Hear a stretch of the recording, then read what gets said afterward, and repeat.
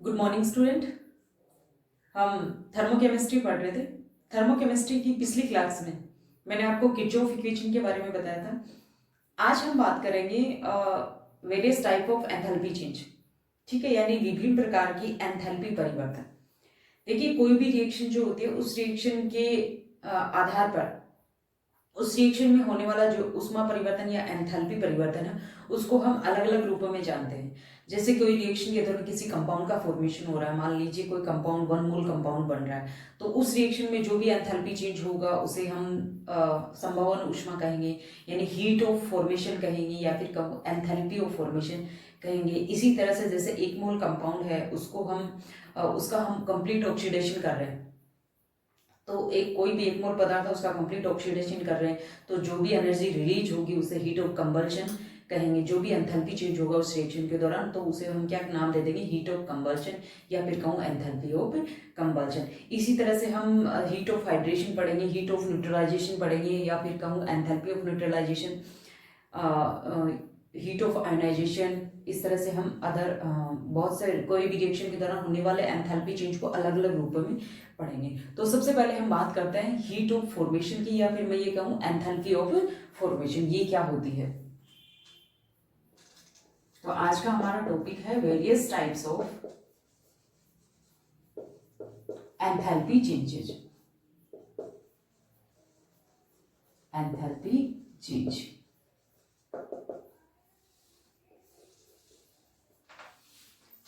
सबसे पहले हम बात करते हैं हीट ऑफ फॉर्मेशन की। हीट ऑफ फॉर्मेशन या फिर मैं ये कहूं enthalpy of formation. Enthalpy of formation, संभवन ऊष्मा। हीट ऑफ फॉर्मेशन या एंथैल्पी ऑफ फॉर्मेशन का क्या मतलब है।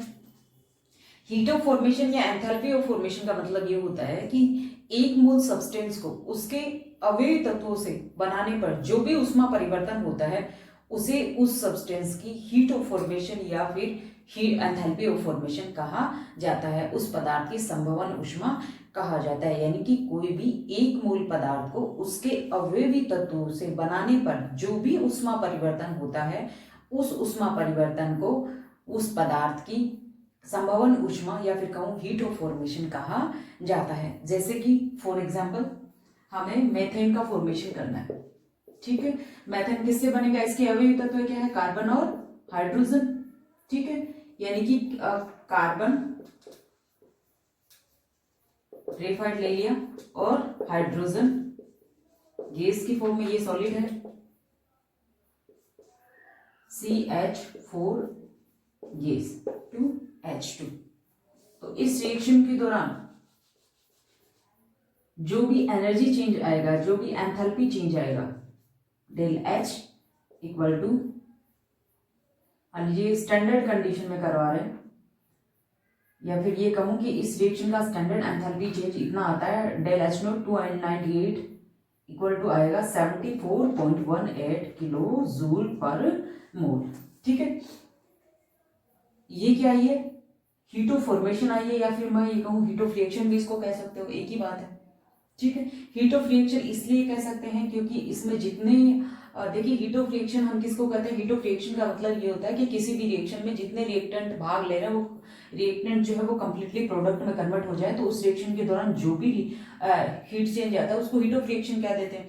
जबकि हीट ऑफ फॉर्मेशन किसको कहते हैं, एक मोल यौगिक के निर्माण अगर उसके अवयवी तत्वों से होता है तो जो भी हीट चेंज होता है उसको हम क्या कह देते हैं, हीट ऑफ फॉर्मेशन कह देते हैं। लेकिन अगर जैसे इस तरह से कोई रिएक्शन है H2 प्लस Cl2 से बन रहा है 2HCl, H2 प्लस Cl2 से क्या बन रहा है 2HCl, और डेल H नोट 298 क्या आ रहा है -184 किलो जूल। तो ये जो एंथैल्पी चेंज है या फिर ये कहूँ कि ये जो एनर्जी चेंज है या हीट चेंज है वो किसको रिप्रेजेंट करता है, हीट ऑफ रिएक्शन को रिप्रेजेंट करता है, हीट ऑफ रिएक्शन को।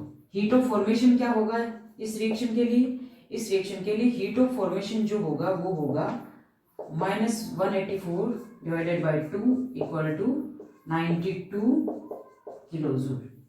ऐसा क्यों? देखिए हीटो फॉर्मेशन की अभी मैंने बताया था कि एक मोल सब्सटेंस जब अपने अवयवी तत्वों से बनेगा तो जो भी हीट चेंज होगा उसको उस तत्व की हीटो फॉर्मेशन कहेंगे। यहाँ पे HCl की कितने मोल बन रहे हैं? 2 मोल बन रहे हैं। तो इस रिएक्शन के दौरान जो ओवरऑल हीट चेंज हुआ वो तो हीट ऑफ रिएक्शन है, लेकिन हमें तो 1 मोल बनने के दौरान 1 मोल कंपाउंड के फॉर्मेशन के दौरान जो भी हीट चेंज होता है वो चाहिए, यानी वही क्या है? संभवन ऊष्मा है, हीट ऑफ फॉर्मेशन है। तो 1 मोल कम, यहाँ 2 मोल बन रहे हैं तो इसका आधा करेंगे तो 1 मोल कंपाउंड की क्या आ जाएगी? 1 मोल कंपाउंड जब बनेगा तो इस रिएक्शन के दौरान इतना हीट चेंज होगा, यानी कि हीट ऑफ फॉर्मेशन कितनी आएगी? HCl की हीट ऑफ फॉर्मेशन कितनी आएगी? 92 किलोजूल आएगी। देखिए अगर कंपाउंड का फॉर्मेशन स्टैंडर्ड कंडीशन में हो रहा है, यानी स्टैंडर्ड स्टेट यानी 25 degree Celsius and 1 atmospheric condition में करवा रहे हैं, तो जो भी एंथैल्पी चेंज आता है या फिर कहूँ कि जो भी ऊर्जा परिवर्तन आता है उसको हम कहते हैं स्टैंडर्ड हीट ऑफ फॉर्मेशन। ठीक है, इसको हम इस तरह से रिप्रेजेंट करेंगे 298। नॉर्मली हीट ऑफ फॉर्मेशन को हम डेल एच एफ इस तरह से रिप्रेजेंट करते हैं। नॉर्मली जो हीट ऑफ फॉर्मेशन आता है, ये जो एंथैल्पी चेंज आता है इस रिएक्शन के दौरान, तो उसको हम इस तरह से रिप्रेजेंट करते हैं, जबकि स्टैंडर्ड हीट ऑफ फॉर्मेशन को हम इस तरह से रिप्रेजेंट करेंगे। यानी स्टैंडर्ड हीट ऑफ फॉर्मेशन का मतलब ये है कि 1 मोल पदार्थ को मानक अवस्था में उसके अवयवी तत्वों पर से बनाने पर जितना हीट चेंज आता है उसे उस पदार्थ की मानक हीट ऑफ फॉर्मेशन कहेंगे, स्टैंडर्ड हीट ऑफ फॉर्मेशन कहेंगे, मानक संभवन ऊष्मा कहेंगे। ठीक है,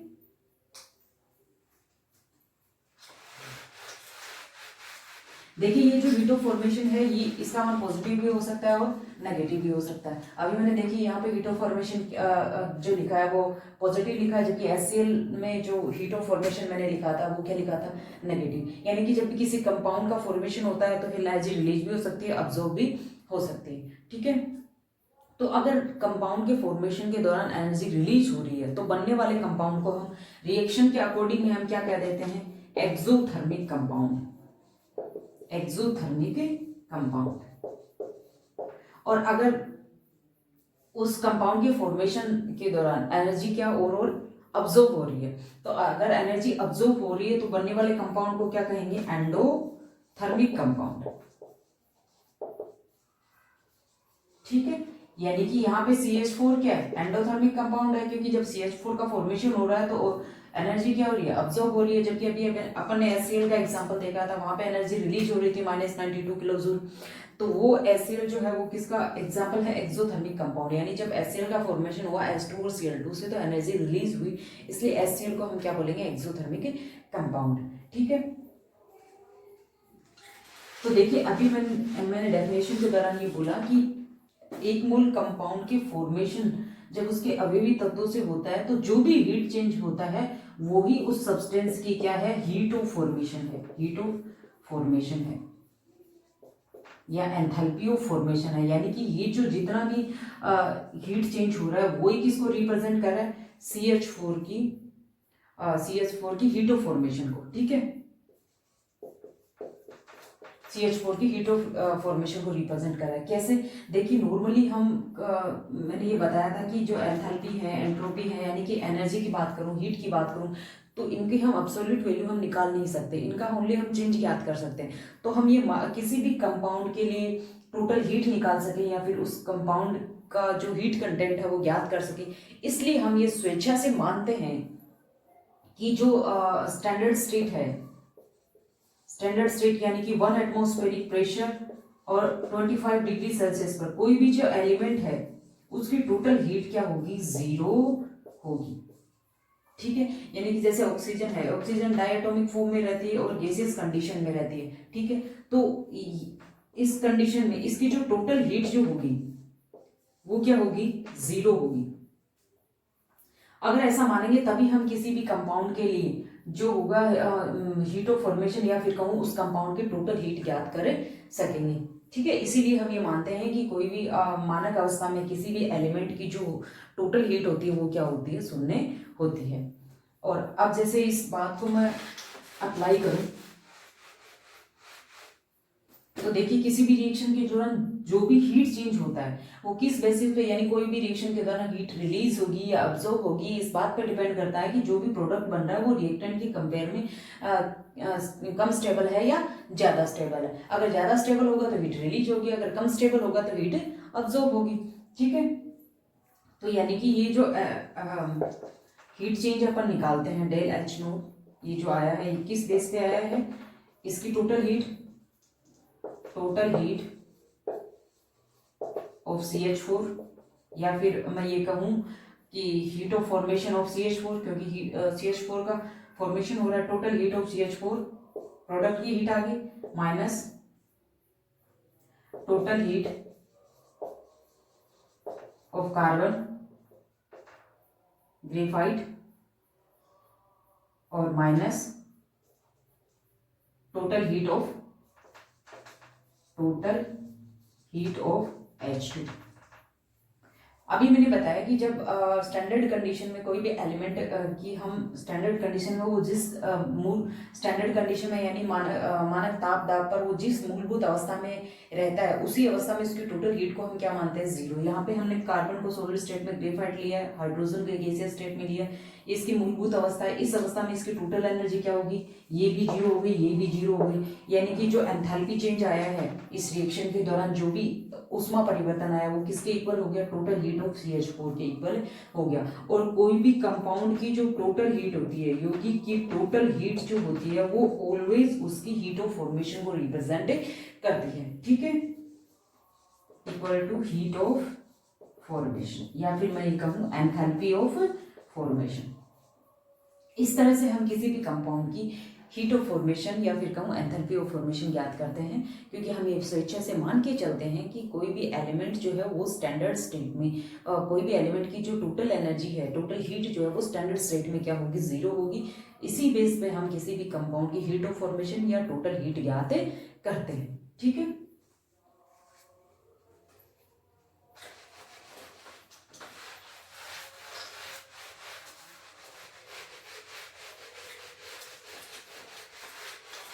तो ये तो हुई हीट ऑफ फॉर्मेशन। अब मैं बात करती हूँ हीट ऑफ कंबल्शन। हीट ऑफ कंबल्शन, दहन ऊष्मा, या फिर मैं ये कहूँ एंथैल्पी ऑफ कंबल्शन, एंथैल्पी ऑफ कंबल्शन, दहन ऊष्मा या दहन की एंथैल्पी। दहन ऊष्मा से क्या मतलब होता है, दहन ऊष्मा क्या होती है, देखिए एक मोल कंपाउंड को कंप्लीटली ऑक्सीडाइज करने पर जो भी एनर्जी रिलीज होगी उसे हम क्या कहेंगे, कंबल्शन एनर्जी कहेंगे, या हीट ऑफ कंबल्शन कहेंगे, या एंथैल्पी ऑफ कंबल्शन कहेंगे, दहन ऊष्मा कहेंगे। एक मोल कंपाउंड फॉर एग्जांपल, जैसे कि कोई भी मैंने कंपाउंड ले लिया, जैसे बेंजीन है, इसको मैं कंप्लीटली ऑक्सीडाइज करूंगी, यानी उसको ऑक्सीजन के आधिक्य में अगर जलाएंगे, कंप्लीटली ऑक्सीडाइज करेंगे, तो जैसे 6CO2 प्लस 3H2 बनेगा, तो बैलेंस करें तो 6CO2 और 12 3 15 ऑक्सीजन, तो 15/2 ऑक्सीजन। इस रिएक्शन के दौरान जो रिलीज हीट है del SC naught 298 equal to release heat होगी 780 किलो कैलोरी। ठीक है, तो ये क्या है, दहन ऊष्मा है। किसकी दहन ऊष्मा है, बेंजीन को, यानी बेंजीन को एक मोल कंपाउंड को कंप्लीटली ऑक्सीडाइज करने पर जो भी एनर्जी रिलीज होती है उसे हम क्या कहते हैं, उस कंपाउंड की दहन ऊष्मा कहते हैं। ठीक है, यहाँ पे देखिए कि हाइड्रोकार्बन जब भी हम लेते हैं, हाइड्रोकार्बन जैसे कार्बन, अगर हाइड्रोकार्बन लेंगे तो उसका कंबर्शन करवाएंगे तो ऑलवेज क्या बनेगा, वाटर और H2O बनेगा। इसके अलावा अदर कोई ऑर्गेनिक कंपाउंड लेते हैं, हाइड्रोकार्बन के अलावा और कोई ऑर्गेनिक कंपाउंड जिसमें कि कार्बन हाइड्रोजन के अलावा नाइट्रोजन सल्फर ये सब होते हैं, तो अदर कंपाउंड बन जाते हैं, यानी नाइट्रस ऑक्साइड NO2 है, NO ये गैसेस बन जाती है। H2O वाटर तो बनता है, इसके साथ अदर गैसें बन जाती है कंबर्शन करवाने पे। ठीक है, तो ये होती है हीट ऑफ कंबर्शन। देखिए हीट ऑफ कंबर्शन या फिर कहूँ कि जो दहन ऊष्मा होती है उसमें, सॉरी यहाँ फिजिकल स्टेट कंपल्सरी है दिखाना, जो दहन ऊष्मा होती है, 1 मिनट, उसमें ये जो रिएक्टेंट या प्रोडक्ट होते हैं इनकी फिजिकल स्टेट को दिखाया जाता है। फिजिकल स्टेट अगर चेंज होती है तो ये जो दहन की ऊष्मा होती है ये भी चेंज हो जाती है। कैसे, जैसे अभी एग्जांपल लेते हैं, जैसे H2 है, H2 plus 1/2 O2 gaseous condition में है दोनों, तो बना H2 लिक्विड अगर बनता है तो रिलीज्ड हीट जो होती है, यानी कि जो दहन ऊष्मा होती है 298 इक्वल टू होती है -68.3 किलो कैलोरी। जबकि अगर H2 गैस प्लस 1/2 O2, अगर H2 गैसेस फॉर्म में बनता है, वेपर फॉर्म में बनता है, तो जो रिलीज हीट होगी उसका वैल्यू होगा -58.4 किलो कैलोरी। ठीक है, यानी कि यहाँ पे जो रिलीज हीट है उसकी अमाउंट ज्यादा है और यहाँ पे रिलीज हीट की अमाउंट क्या है, कम है, या फिर कहूँ दहन ऊष्मा का मान यहाँ ज्यादा और यहाँ क्या है, कम है। ऐसा क्यों? क्योंकि देखिए यहाँ पे वाटर जो है वो लिक्विड स्टेट में प्राप्त हुआ है, जबकि यहाँ वाटर क्या है, गैसियस स्टेट में। तो ये जो एनर्जी में कमी आई है वो इस वजह से आई है क्योंकि लिक्विड जो है वो जब वेपर में कन्वर्ट हुआ तो एनर्जी को कुछ क्या कर लिया, ऑब्जर्व कर दिया, तो इस वजह से रिलीज्ड हीट क्या हो गई, दहन ऊष्मा का मान क्या हो गया, कम हो गया। यानी कि इस तरह से जो कंपाउंड है उनकी प्रोडक्ट और रिएक्टेंट जो है उनकी फिजिकल स्टेट पे भी जो दहन ऊष्मा है वो डिपेंड करती है। आगे हम बात करेंगे ये जो हीट ऑफ कंबल्शन है इसका क्या यूज है, यानी कि कहाँ कहाँ हम इसको यूज करते हैं, हमारे लिए ये कहाँ तक यूज होती है। ठीक है, यानी नेक्स्ट क्लास में हम क्या पढ़ेंगे, यूजेज ऑफ कंबल्शन एनर्जी, या फिर कहूँ uses of heat of combustion. आज के लेक्चर में इतना ही।